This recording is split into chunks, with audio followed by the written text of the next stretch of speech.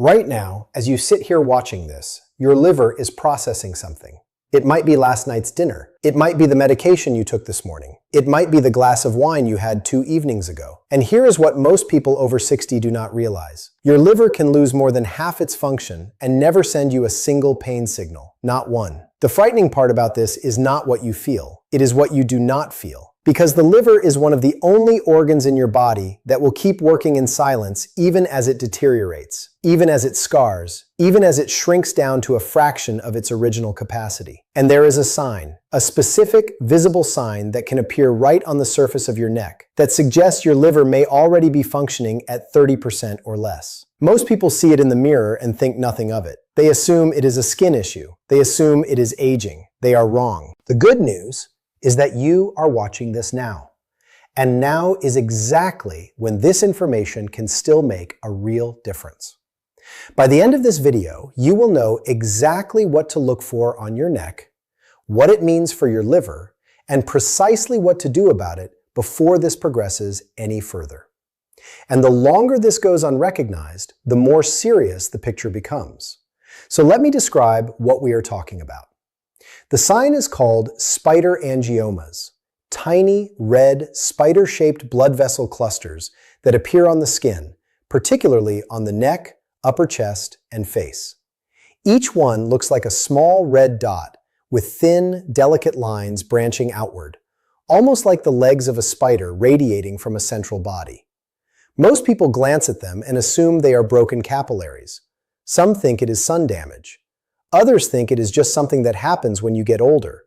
But here is where the clock starts ticking. Spider angiomas that appear in clusters, particularly 3 or more visible on the neck and upper chest, are one of the most reliable external indicators of significant liver dysfunction. And significant in this context means your liver may already have lost the majority of its working capacity. Think about what you did this morning. Think about the coffee you drank, the toast you ate, the pills you swallowed. Every single one of those things required your liver to process, filter, metabolize, and redistribute. Your liver performs over 500 distinct functions every single day. It filters your blood. It produces bile to digest fats. It stores vitamins and minerals. It neutralizes toxins. It manufactures proteins your blood needs to clot properly. Now picture that organ sitting in the upper right portion of your abdomen, tucked just beneath your diaphragm, and imagine it working at only 30% of its capacity. That means for every 10 tasks your liver is supposed to complete, it is only managing 3. The other 7 are either delayed, incomplete, or simply not happening. And your body starts to feel the consequences in ways that most people attribute to aging, to stress, to poor sleep, to getting older. But it is not aging. It is organ failure happening in slow motion. When the liver can no longer properly regulate estrogen, and yes, both men and women have estrogen circulating in their blood, that excess estrogen dilates tiny blood vessels just beneath the skin surface. That is exactly what creates those spider-shaped clusters on your neck. They are not cosmetic. They are a signal. They are your liver writing a message on the outside of your body because it cannot scream from the inside. And this is not even the most alarming part. What happens next, if nothing changes, is worth understanding clearly. Here is what escalation looks like inside your body when liver function continues to decline. Picture the liver tissue itself. In a healthy liver, the cells are smooth, organized, and richly supplied with blood. They work in coordinated units called lobules, tiny hexagonal structures that process blood flowing in from your digestive system. But when the liver is under chronic stress, from excess fat deposits, from years of processed food, from medications metabolized without adequate recovery time, from alcohol, from environmental toxins, those smooth cells begin to scar. The scarring is called fibrosis, and fibrosis does not announce itself. It builds silently, layer by layer, month after month, year after year. Think about what you had for dinner last night. Think about what time you went to bed, because those two things combined create a biological cascade that most people never connect to their liver. A late, heavy meal, especially one high in refined carbohydrates or saturated fat, forces the liver to work intensely during the hours when it should be entering its own repair cycle. Your liver has a circadian rhythm. Between roughly 11 at night and 3 in the morning, your liver shifts into detoxification and cellular repair mode. But if it is still processing a heavy meal you ate at 9 or 10 at night, that repair window gets hijacked. The scarring does not heal. The fat deposits do not clear. And the next morning, you wake up feeling sluggish, bloated, maybe a little foggy, and you blame it on a bad night of sleep. But it was not sleep. It was your liver losing another small battle it could not afford to lose. As fibrosis progresses, it transforms into something more permanent: cirrhosis. Cirrhosis means the scar tissue has become so extensive that the liver's architecture is fundamentally altered. Blood can no longer flow through it properly. The pressure inside the liver's blood vessels rises, a condition called portal hypertension, and that pressure forces blood to find alternate routes through smaller, weaker vessels. Those smaller vessels include the ones just beneath the skin of your neck, your chest, your face. They dilate. They branch, they become visible. Spider angiomas multiply, and by the time you can count several of them across your neck and upper chest, your liver function may already be critically compromised. But here is what most people do not understand, and it is the piece that changes everything about how we should be thinking about this. The hidden mechanism behind this process is something that almost never gets discussed in a routine checkup. Your liver does not fail all at once. It fails in zones. Picture the liver divided into functional territories, each one handling a portion of the organ's massive workload. When one zone becomes too scarred to function, the neighboring zones compensate. They take on more. They work harder. And for a while, sometimes for years, total liver output stays relatively stable, even as large portions of the organ are shutting down. This is why standard blood tests can come back looking normal even when the liver is in serious trouble. Think about your morning routine. You wake up, maybe around 6 or 7. You use the bathroom. You might notice your urine is a little darker than it used to be. You might notice that your stomach feels slightly distended, even before you eat anything. You might notice that the whites of your eyes have a faint yellowish tint that was not there 2 years ago. Each of these is a signal, a quiet, early signal, that the compensating zones are starting to reach their limit. The darker urine means bilirubin, a waste product the liver is supposed to clear, is accumulating in your blood. The distension means fluid is beginning to collect in the abdominal cavity because the liver can no longer produce enough albumin, the protein that keeps fluid inside your blood vessels where it belongs. The yellow tint in the eyes, called jaundice, means the liver is losing its ability to process and excrete bile pigments. And all of this is happening while you feel mostly fine, maybe a little more tired than usual. Maybe your appetite has shifted. Maybe you have noticed you bruise more easily, or that small cuts take longer to stop bleeding. These are not aging symptoms. These are liver symptoms. The clotting factors your liver produces are declining. The detoxification pathways are clogging. The metabolic engine that sits at the center of your body's chemistry is losing power. And those spider angiomas on your neck, they have been there the whole time, telling you exactly what was happening underneath. The question now is not whether this process is real. The question is whether the turning point, the moment where change is still possible, has passed. And for most people watching this, it has not. What I am about to share next is where the real window of opportunity opens. Here is where the story shifts, and it shifts in your favor if you act at this stage. The liver is one of the most regenerative organs in the human body. This is not wishful thinking. This is documented biology. Your liver can regenerate functional tissue even after significant damage, provided the source of injury is reduced or removed, and the right conditions are created for healing. Research from major hepatology centers shows that even patients with moderate fibrosis, not yet advanced cirrhosis, can experience measurable reversal of scarring when the underlying cause is addressed. The body is remarkably capable of recovery. But that recovery depends entirely on timing. Think about this evening. Think about what you are planning to eat tonight. Think about what time you plan to go to bed. Because the decisions you make between now and midnight tonight will either support your liver's repair cycle or suppress it further. Every night you give your liver a proper window, finishing your last meal by 7 or 8 in the evening, reducing processed food, minimizing alcohol, staying hydrated.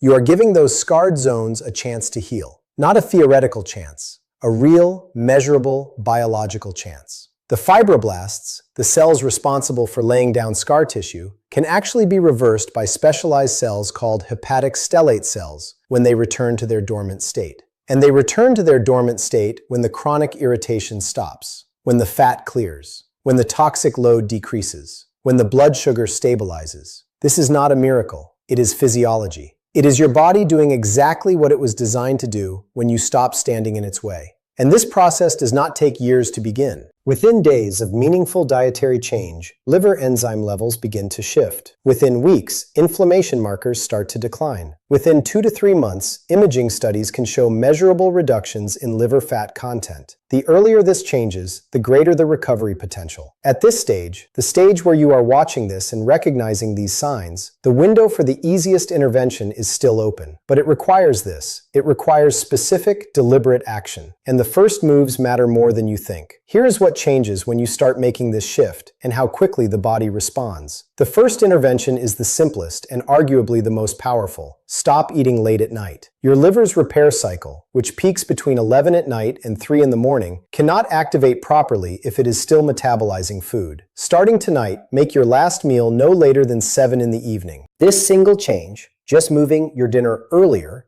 gives your liver 4 additional hours of uninterrupted repair time every single night. Over a week, that is 28 extra hours. Over a month, that is more than 100 hours of healing that your liver was previously denied.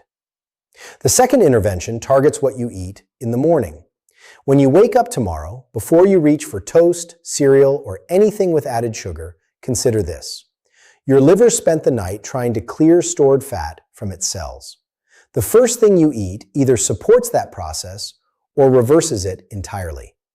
A breakfast built around protein, healthy fats, and fiber, eggs with avocado, a handful of nuts, vegetables, keeps insulin levels low and allows the liver to continue its fat-clearing work well into the afternoon. A breakfast built around refined carbohydrates and sugar, cereal, pastries, sweetened yogurt, fruit juice, spikes insulin immediately and signals the liver to stop clearing fat and start storing it again. That one morning decision, repeated daily, is the difference between a liver that heals and a liver that continues to scar. The third intervention is hydration. Your liver requires adequate water to produce bile, to flush waste products, and to maintain the chemical reactions that drive detoxification. Most people over 60 are chronically underhydrated. Not dramatically, but just enough to slow every hepatic process by 10 to 15%. Drinking a full glass of water within 30 minutes of waking and maintaining steady hydration throughout the day, 6 to 8 glasses minimum, measurably improves bile flow and toxin clearance within the first week. These 3 changes, meal timing, morning nutrition, and hydration, form the foundation. But they are not the complete picture. The next set of changes is where long-term protection truly begins.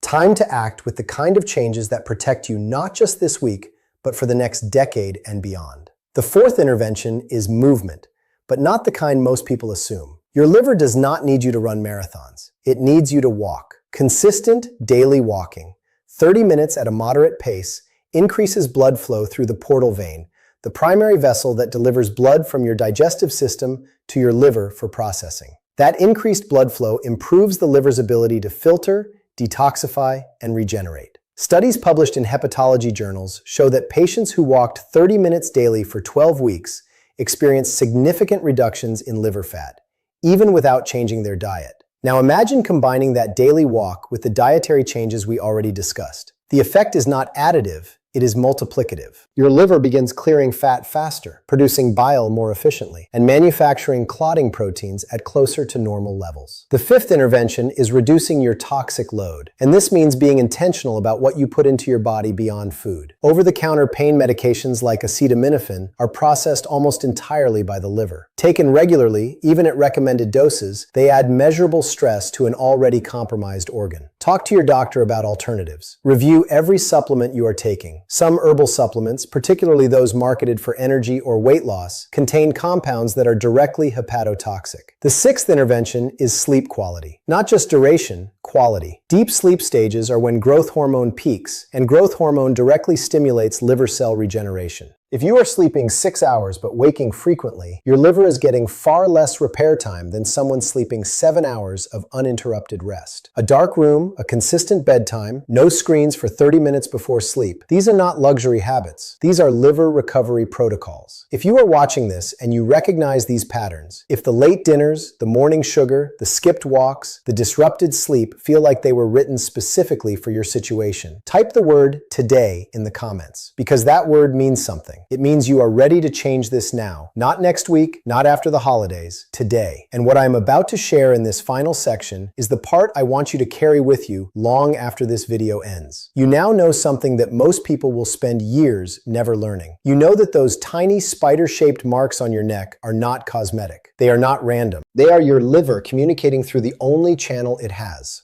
Your skin. You know that liver function can decline dramatically while symptoms remain subtle enough to ignore. You know that late meals steal repair time, that morning sugar reverses overnight healing, that hydration drives detoxification, that walking increases portal blood flow, and that sleep quality directly determines how much regeneration your liver achieves each night. And you know something even more important than all of that. You know that it is not too late. Your body is not your enemy in this. It has been waiting, genuinely waiting, for exactly this kind of information. Your liver, even now, even after years of silent strain, retains the biological blueprint for repair. The hepatic stellate cells are still there. The regeneration pathways are still intact. The architecture can still be rebuilt. Not perfectly, perhaps, but meaningfully, measurably, in ways that restore function and extend healthy years. I am Dr. Albert Winslow, and I want you to understand why I make these videos. I want you to live fully. Not just survive your 60s and 70s, but actually feel well inside them. To wake up in the morning and feel energy that is real, not borrowed from caffeine. To eat a meal and know that your body can handle it with strength. To look in the mirror and understand what your body is telling you, and to know exactly what to do about it. Pass this along to someone who might need to hear it today. A spouse, a sibling, a friend who has been feeling tired and does not know why. This information could change the next 10 years of their life. And stay close, because what we cover next is going to be just as important for your health. I will see you in the next one.